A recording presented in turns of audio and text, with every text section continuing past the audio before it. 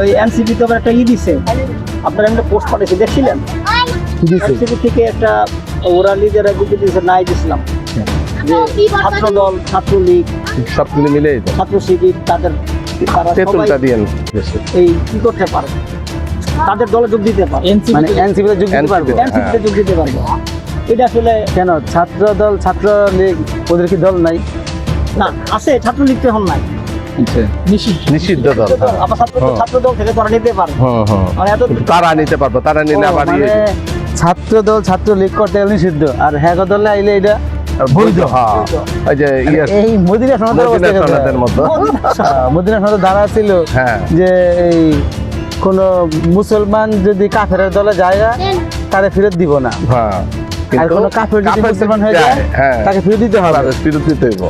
মানে হ্যাঁ লাভের উদ্দেশ্যে এরা করছিল সেই মদিনা সনদ হচ্ছে এনসিপি, এনসিপি সনদ, মদিনা সনদ। এগুলো হলো কি মানে ইন্টারন্যাশনালি আমগো দল ভারী করার একটা পয়তার আছে যে আমগো দলে বেশি লোক হইবে এরকম একটা, এগুলি করে সাময়িকভাবে ঠিক আছে, কিন্তু সুদূর প্রসারের চিন্তা ভাবনা কইরা মানুষ আপনার খাবো না, আপনার দলে যোগ দিয়ে মানুষ আপনার ভালোবাসা আপনার কাজকর্ম দেয় এমনি যোগ দিব। তারা আবার বলছে তোমরা যাও না, তারা আবার বলছে যে তাদের আদর্শ যদি লালন, সবচেয়ে বড় বিষয় আপনাদের ছাত্রলীগের আপনি কিছুদিন আগেও এই ধরেন নির্বাচনের আগেও কিন্তু আমরা যেটা দেখছি সেটা হলো ছাত্রলীগের শব্দ, মানে যে হোক সে ভালো মন্দ ভালো ছাত্র ছাত্রলীগের ভালো সবাই তো মারামারি, সবাই তো খারাপ ছিল তখন, কিন্তু না ছাত্রলীগের যাকেই পাইতো, ছাত্রলীগ বলেন আওয়ামী লীগ বলেন যুবলীগ যারই পাইতো যে অমুক তারই ধরে তাদেরকে মব জাস্টিস করা হয়েছে। তো সেই ছাত্রলীগকে আপনি তাদের দলে নিতেন না, এখন মনে করেন উদাহরণস্বরূপ কোন একটা ছাত্রলীগের ক্যাডার, ভালো নাম করা ক্যাডার, সে এনসিপি যোগ দিল, তার পিছনে মাপ হয়ে যাইব না, তাকে বলা হয়েছে তার মাপ মানে কি, তাকে এবার বলা হইতেছে যে তাদের আদর্শ ঠিক আছে যে এইটার মধ্যে তারা মাফ করে দিব কিনা, ওরা বলতেছে তাদের আদর্শ লালন করতে হবে না। ধরেন আদর্শ লালন, হ্যাঁ ধরেন আমার নামে খুনের মামলা দিছে, কারণ আমি দেখা গেছে হ্যাঁ আদর্শ জেলে গেলাম, আমি মাপ পেয়ে যাবো, মামলাটার কি হবে, মামলাটা তাহলে তাদের দলে গেলে তো তারা হয়তো তারা মাপ দিব।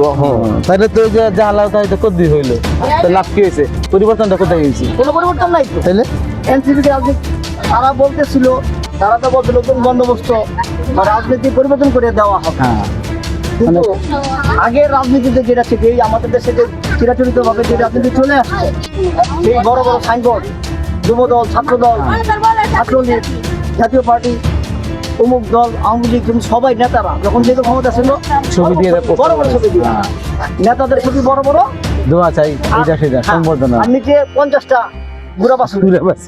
ঘুরা।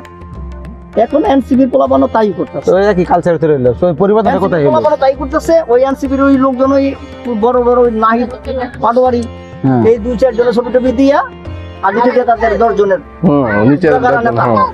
আমি অমুক নেতা মানে হইলো আমাকে চিনেন, আমি কতদিন পর চাঁদাবাজিতে নেমে যাবো। একটা জিনিস কি দেখেন আপনি, জুলাই আন্দোলন যেটা করছে এটা ক্ষেত্রে এনসিপির ক্রেডিট না, এখানে তো এনসিপির জন্ম হয় নাই, এইটা সর্বসাধারণ জনগণ, হ্যাঁ হইতে পারে নাহিদ সার্জিস এরা এটা লিডিং করছে, কিন্তু এনসিপি ছিল না, ছাত্ররা না ওরা যে একটা মুভমেন্ট নিয়ে আগাইছিল, মানুষদের পিছিয়ে গেছে, স্বপ্ন নিয়ে গেছে, কি স্বপ্নটা পরিবর্তনের অঙ্গীকার নিয়ে গেছে, তাইলে যদি ওই ক্রিমিনালরা তারপরে এরা যদি আবার আরেকজনের আবার নতুন করে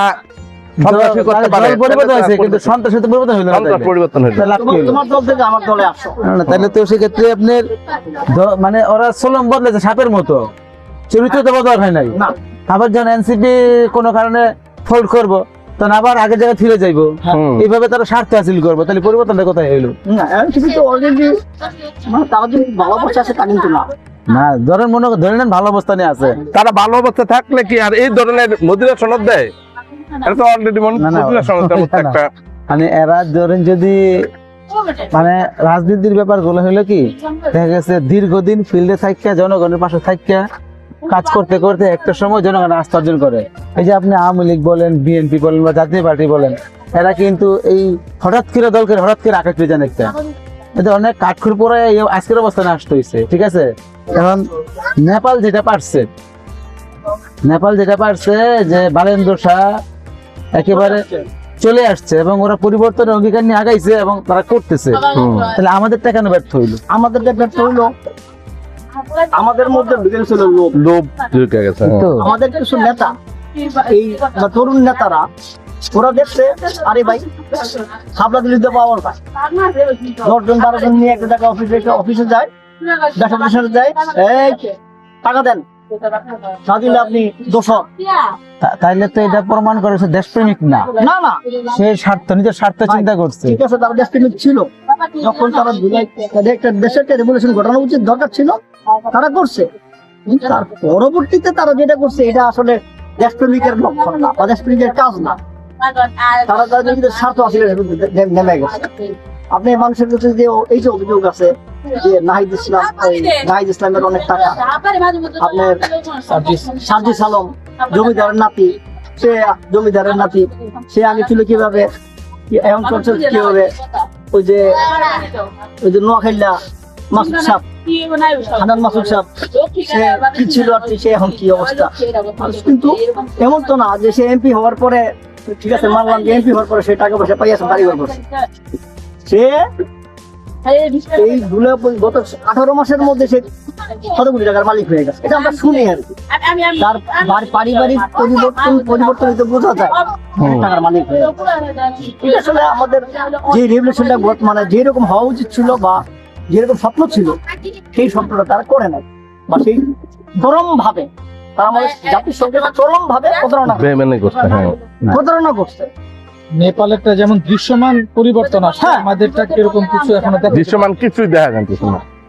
মানে আমাদের ব্যাপারটা হইলো যে হ্যাঁ আমরা স্বপ্ন নিয়ে পরিবর্তন ঘটাইছি, জীবন দিছি, হ্যাঁ, যেই ছেলেগুলো চলে গেছে এরা তো ফেরত পাবো না আমরা, যেই মায়ের সন্তানটা গেছে তাকে ফেরত পাওয়া যাইবো না, যেই ছেলেটার চোখখানা হয়েছে, অঙ্গহানি হয়েছে, পঙ্গু হয়ে গেছে, এদের তো আর আমরা ভালো করতে পারবো না, ফিরে পাবো না।